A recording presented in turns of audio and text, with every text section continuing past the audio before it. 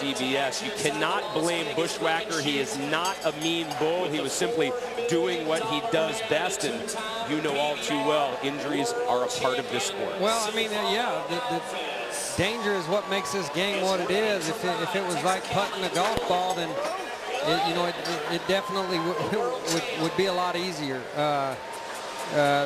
Learning to deal with the intense amount of fear.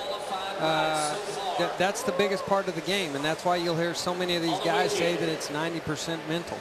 We didn't plan this, but Nathan Schopper is the only man to get a ride on the bull underneath Silvano Alves. That is Texicali. Alves, of course, the two-time PBR world champ himself, however, struggling a little bit to start 2014. Not the same rider we have seen in years past. No, he's not, and I think this ride's going to tell us a lot. You know, this is a good 86 type point bull, and I think in Silvano, when he's riding the way he could, this should be a day off, but he is struggling right now. Well, he needs a second score to make it back to the Built Ford Tough Championship rounds.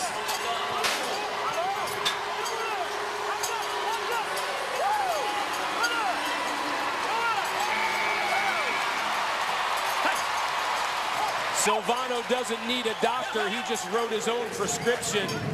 Bulls to the right and into his hand, usually a day off. You mentioned a mid to high 80-point bull tie, and that's exactly what the judges gave him, 87 1/4. Well, this has to feel good for Silvano, and I don't care who you are, how many world championships you've won.